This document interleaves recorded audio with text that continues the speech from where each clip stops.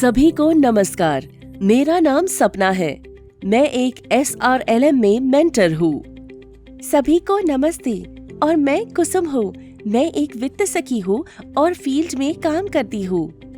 मेरे कार्य में मेंटर सपना मैडम मेरी मदद करती हैं। NRLM ने व्यक्तिगत उद्यम लोन के लिए SHG की महिला उद्यमियों को सहयोग करने की पहल की है। मैं और मेरी वित्त सखी कुसुम इससे संबंधित विभिन्न पहलुओं पर चर्चा करेंगे और हमें उम्मीद है कि आप सभी को भी हमारी बातचीत उपयोगी लगेगी। तो चलिए शुरू करते हैं। व्यक्तिगत उद्यम लोन के लिए कार्यान्वयन प्रक्रिया भाग 2। सभी को नमस्कार।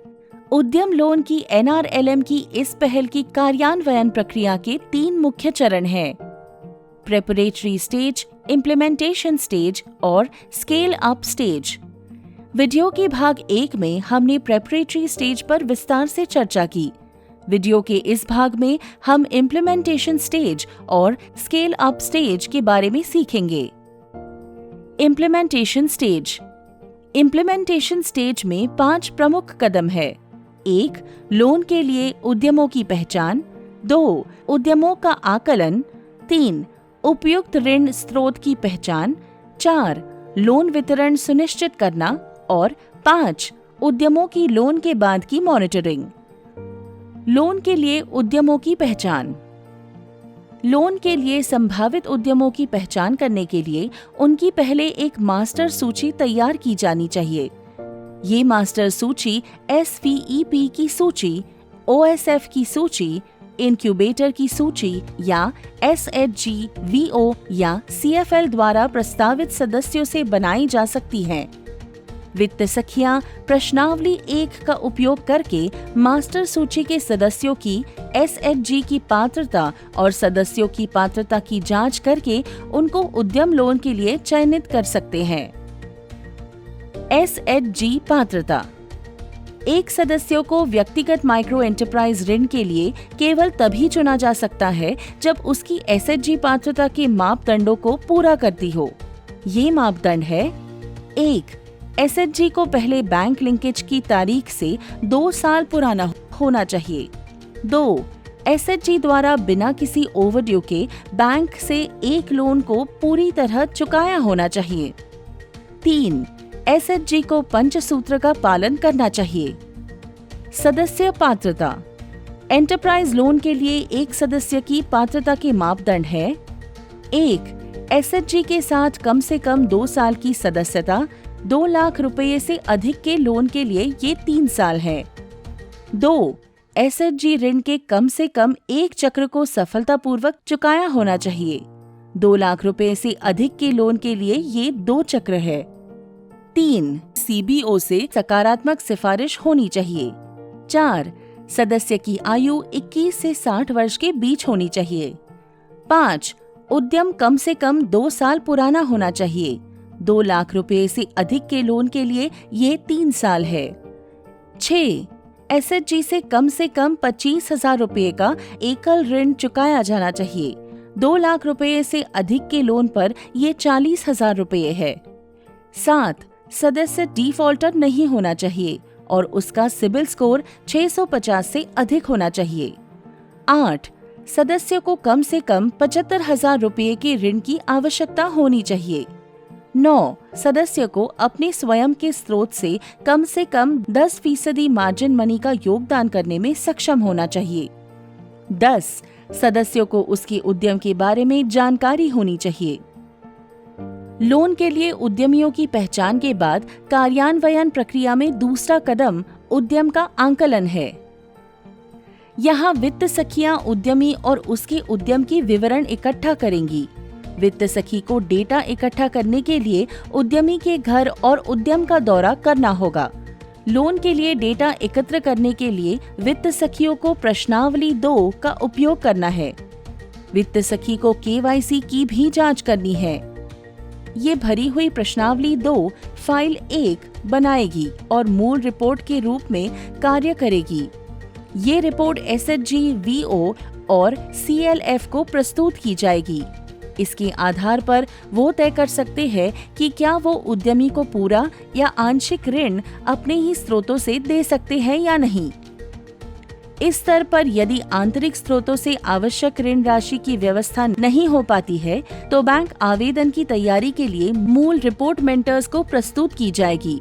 अगर लोन में वित्तीय विवरण और प्रोजेक्शन की आवश्यकता है तो मेंटर एक्सेल टूल में प्रश्नावली 2 से डेटा भरेंगे और बैंक की आवश्यकता के अनुसार balance sheet, profit loss account, cash flow statement और प्रोजेक्टेड वित्तीय विवरण तैयार करेंगे। मेंटर उद्यम की वित्तीय आंकलन करके स्कोर कार्ड भरेंगे। मेंटर बैंक की लोन एप्लीकेशन भरेंगे और इन सब दस्तावेज से फाइल 2 तैयार करेंगे। इसे बैंक को प्रस्तुत किया जाएगा। इसके बाद बैंक अपना मूल्यांकन करेंगे और ऋण को मंजूरी देंगे। यहाँ ये बात का ध्यान रहना चाहिए कि बैंक से 2 लाख रुपए तक के लोन के लिए वित्तीय विवरण या प्रोजेक्शन की जरूरत नहीं होती है। बैंक से लोन के लिए जो विभिन्न वित्तीय विवरण और इनके आकलन और वित्तीय अनुपातों की जरूरत होती है वे इस तालिका में दर्शाए गए हैं। जैसे कि आप देख सकते हैं, विभिन्न लोन राशियों के लिए ये वित्तीय आकलन और अपेक्षित वित्तीय अनुपात अलग अलग हो सकते हैं। मेंटर एक्सेल टूल की मदद से इन वित्तीय विवरणों और अनुपातों की गणना कर सकते हैं। मेंटर को उद्यमी की लोन लेने की क्षमता के आंकलन के लिए इस स्कोर कार्ड के विभिन्न मापदंडों पर स्कोर देना है। स्कोर कार्ड में विभिन्न गुणात्मक मापदंडों और विभिन्न वित्तीय मापदंडों के स्कोर के आधार पर उद्यमी का कुल स्कोर निकालना है। जिन उद्यमियों का स्कोर 55 से ऊपर है उन्हें बैंक से लोन के लिए ले जाया जा सकता है। इसके बाद कार्यान्वयन चरण में तीसरा कदम ऋण स्रोत की पहचान करना है। इसके लिए वित्त सखियों और मेंटर्स को पहले एसएचजी के कॉर्पस, सीआईएफ या बैंक लिंकेज राशि जैसे ऋण के आंतरिक स्रोतों की जांच करनी चाहिए। यदि ये पर्याप्त नहीं है तो वित्त सखियों और मेंटर्स को एसवीईपी, एनआरईटीपी, ओएसएफ जैसे कार्यक्रमों के तहत उपलब्ध किसी भी फंड से लोन मिलने की संभावना की जांच करनी चाहिए। अगर आंतरिक स्रोतों से लोन न मिल सकता हो या ये पर्याप्त न हो तो बैंकों से लोन की कोशिश करनी चाहिए।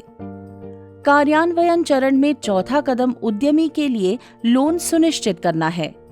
आंतरिक स्रोतों से लोन के मामले में वित्त सखी और मेंटर्स पहचाने गए लोन स्रोत जैसे एसएचजी, वीओ के साथ जरूरी कार्रवाई करेंगे ताकि ऋण आवेदन की स्थिति और प्रगति की जांच की जा सके।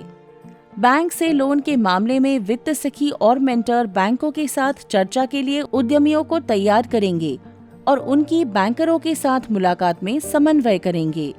यदि एक बैंक ऋण आवेदन को अस्वीकार कर देता है तो वित्त सखी और मेंटर दूसरे बैंक में आवेदन जमा करने पर विचार कर सकते हैं। अगर लोन राशि कई स्रोतों से वितरित की जानी है तो वित्त सखी और मेंटर सभी स्रोतों से समन्वय स्थापित करेंगे और ये सुनिश्चित करेंगे कि सभी स्रोतों से राशि समय पर प्राप्त हो। कार्यान्वयन चरण में अंतिम कदम लोन के बाद उद्यमों की मॉनिटरिंग का है। इसके लिए वित्त सखियों को लोन वितरण के 1 महीने के अंदर उद्यम का दौरा करना चाहिए। इसके उपरांत हर 2 से 3 महीने में वित्त सखियों को उद्यम का दौरा करना चाहिए। मॉनिटरिंग के मुख्य उद्देश्य ये जांचना होगा कि उद्यमी ने लोन का सही उपयोग किया है या नहीं, लोन के बाद उद्यम का प्रदर्शन कैसा है और ये देखना चाहिए कि उद्यमी लोन समय से चुका पा रही है या नहीं। उद्यम के प्रदर्शन की जांच के लिए वित्त सखी को उद्यम की बिक्री, खरीद, लागत, स्टॉक के स्तर, सकल और शुद्ध लाभ को देखना चाहिए। वित्त सखी को उद्यम के इन आंकड़ों में लोन के बाद आए बदलाव को भी जानने की कोशिश करनी चाहिए। वित्त सखी उद्यमी द्वारा जोड़े गए नए बाजार, नए आपूर्तिकर्ता, कर्मचारियों की संख्या जैसे संकेतों से भी उद्यम के प्रदर्शन का अनुमान लगा सकती है। तो ये थे इम्प्लीमेंटेशन स्टेज के 5 मुख्य कदम। हम अभी तक कार्यान्वयन प्रक्रिया के 2 चरणों प्रेपरेटरी स्टेज और इम्प्लीमेंटेशन स्टेज के बारे में समझ चुके हैं। अब हम कार्यान्वयन प्रक्रिया के तीसरे और अंतिम स्टेज स्केल अप स्टेज के बारे में जानेंगे। इम्प्लीमेंटेशन स्टेज के सफल समापन के बाद इस प्रोग्राम का स्केल अप किया जाएगा। स्केल अप स्टेज तभी शुरू की जाएगी जब कार्यान्वयन संरचना सुचारू रूप से स्थापित हो जाए, कम से कम 3000 से 5000 उद्यम लोन वितरण हो जाए, प्रोग्राम में NPA 2% से नीचे रहे और बैंकों के साथ साझेदारी हो जाए। एक बार ये हासिल हो जाने के बाद ये पूरे मॉडल को स्केल करने का सही समय होगा। स्केल अप चरण में इम्प्लीमेंटेशन स्टेज का SRLM द्वारा अलग अलग जिलों में दोहराया जाएगा। हमने NRLM की सूक्ष्म उद्यम लोन की पहल की कार्यान्वयन प्रक्रिया के 3 प्रमुख चरणों के बारे में विस्तार में सीखा। ये थे प्रेपरेटरी स्टेज, इम्प्लीमेंटेशन स्टेज और स्केल अप स्टेज। आशा है कि आपको वीडियो उपयोगी लगा होगा। धन्यवाद।